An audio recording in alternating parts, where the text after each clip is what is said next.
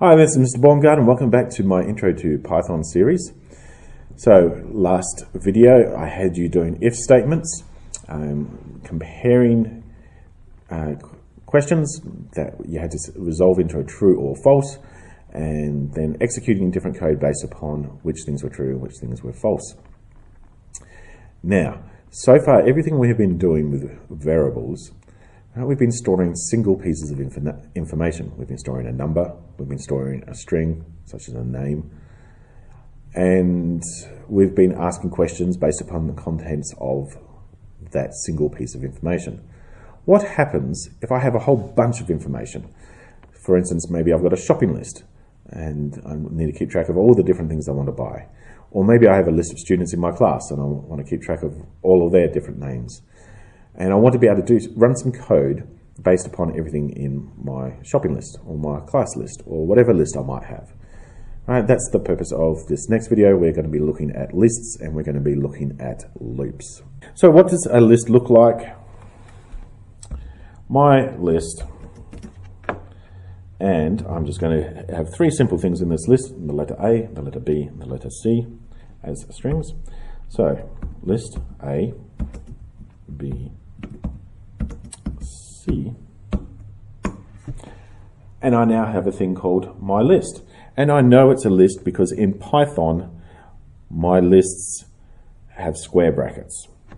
They start with a square bracket and they close with a square bracket, and then they have commas between the different values inside them. So if I just type my list in the interpreter, it'll print out A, B, and C. Fantastic. Then it's got commas and it's got square brackets. Lists behave very much like strings in Python. You can really start to think of a string as just a list of letters or a list of characters, because things that work for strings more often than not will work for a list. So I can ask what is the length of my list by using the len command, and it will tell me that there are three things inside my list. I can ask for what is the first thing in my list, and I can use my square brackets. All right, remember we start counting from 0. So the first thing is A, the second thing is B, and the third thing is C. If I ask for the third, if I put in the number 3, I'll get an out of range error because there are only 3 things in my list and I'm asking for whatever is in position number 3, which is the 4th thing in the list. But I can add stuff to my list. I can say my list dot append and give it a new value. And now if I type out the contents of the list, A, B, C, D, and I can now say my list 3 and it will give me the letter D. I can also put ranges on my square brackets. All right, so I can say, give me from the beginning up to, but not including the third item, and it'll give me my ABC back again. Or, sorry, not the third item, but the item in position number 3. Yeah. All right, or give me from the thing in position number 2 up until the end, and I got my letters C and D. I can search for things inside my list. And the way we did that in strings was we used the index command. So, does list index, right, is the letter C inside my list? Yes, it occurs in position number 2.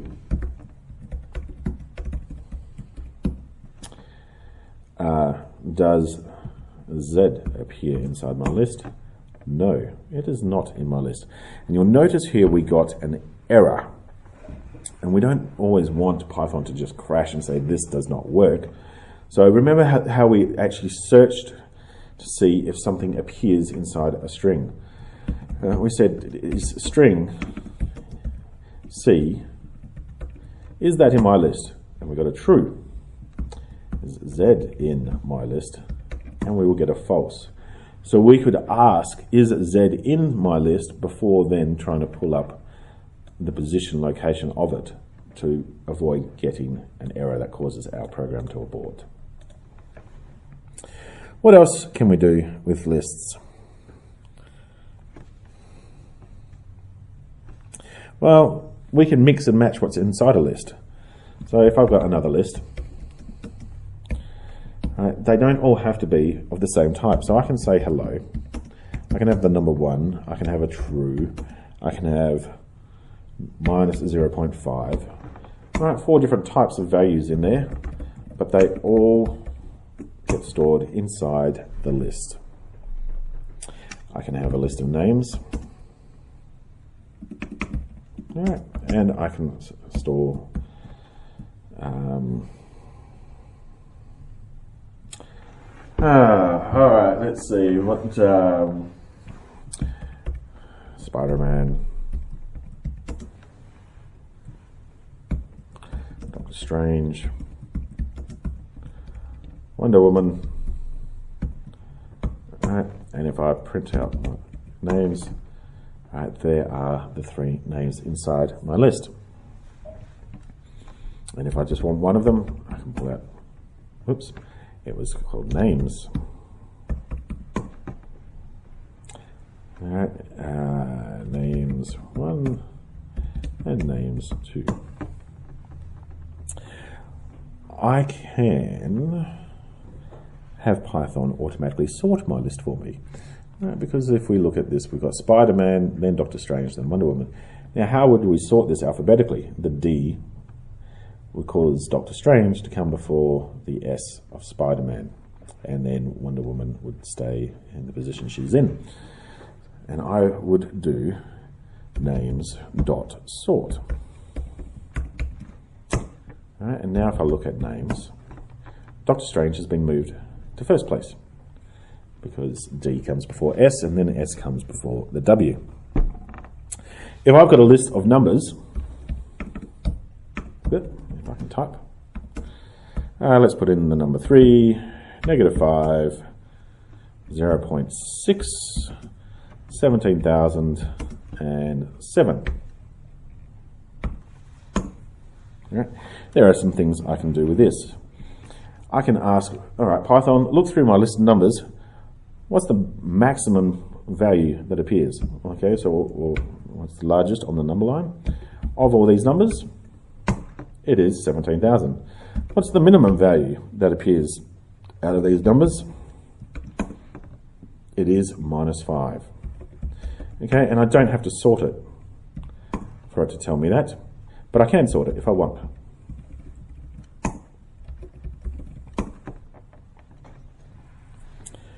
All right, so there's a whole bunch of things we can do with lists.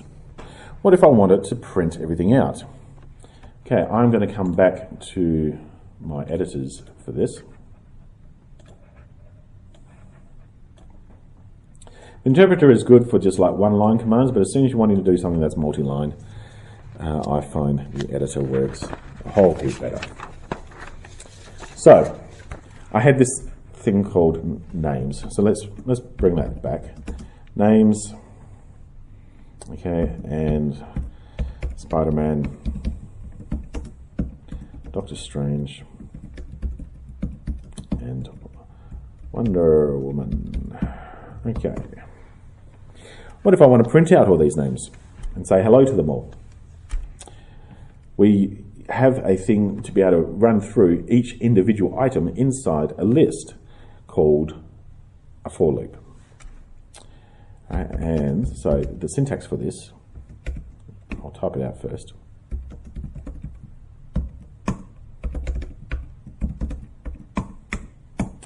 Right, that's exercise 4.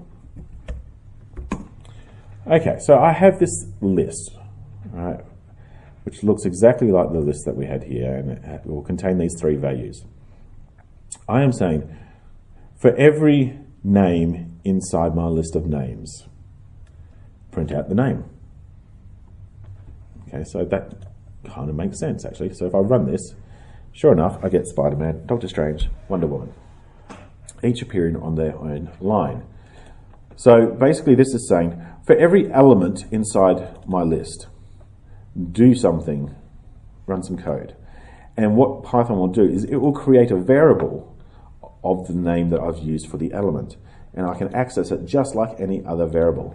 So I can say in here, hello, name, if I run that, we'll get hello Spider-Man, hello Dr. Strange, hello Wonder Woman.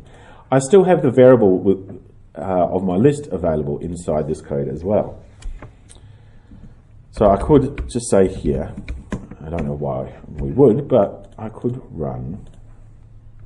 And so it's printing out, it says hello Spider-Man, which is this line of code, and then it prints out the contents of names, which is my list of the 3 names. And then it'll loop in and say, okay, what's the next element in there? Dr. Strange. Okay, so put the value Dr. Strange into name, print out hello name, and then print out the full list. All right, let's loop back in. What's the next element in my list? It's Wonder Woman. Okay, so put this string into a variable called name, run whatever code I'm asking for it to do. Then what's the next element inside my list? Well, there aren't any left, so I will exit and then carry on with whatever else I might have. Right, so all it's doing is it's going to keep running everything that you've got at this level of indentation. And so like with if statements, the indentation has to be consistent. If I break this indentation,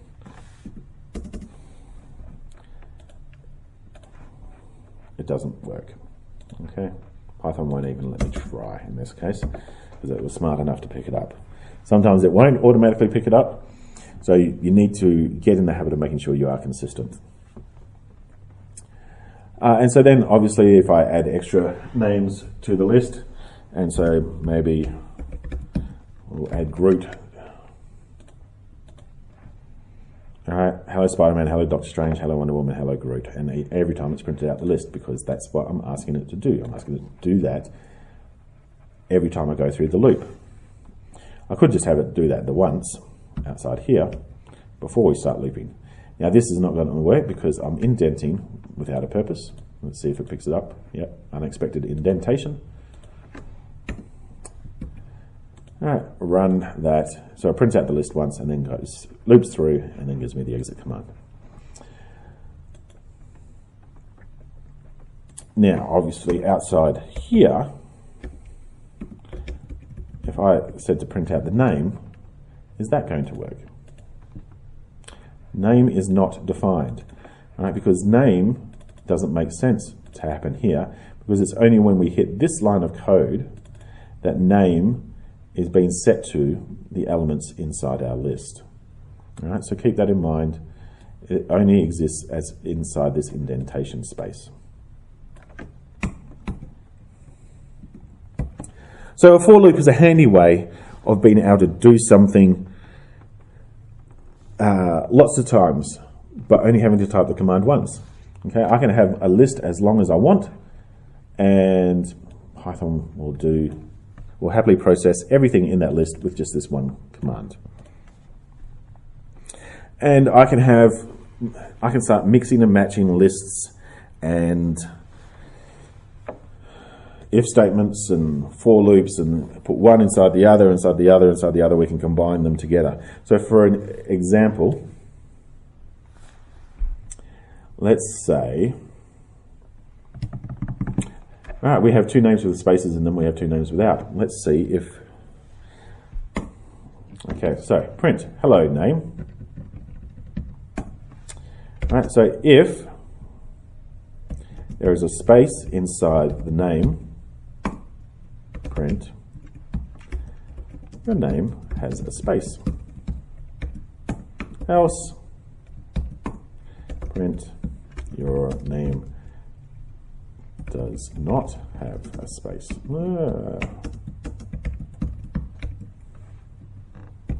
Save, run, and now it's performed a calculation and given me different results based upon each item inside the list. So hello Spider-Man, your name does not have a space.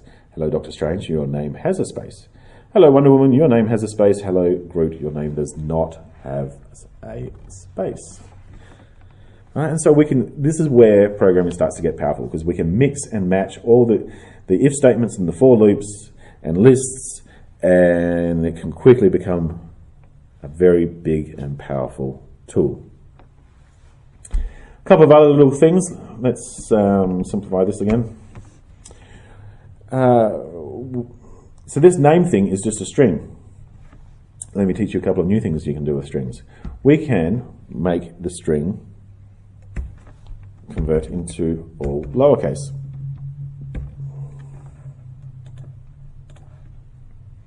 Hello Spider-Man, Dr. Strange, Wonder Woman group, all in lowercase. Similarly, we have the upper command. All right, and so we have performed one calculation on every value just by changing it in one place. I think that's about time for a break and time for you to do some practice and exercises of your own. Hopefully you have remembered my insistence that you followed along and you have done all of the things that I have demonstrated in the video as we have done, as you've gone through the video. If not, then you need to rewatch this video and give me another view count. But that is an introduction into for loops and lists. This has been Mr. Baumgarten, signing off.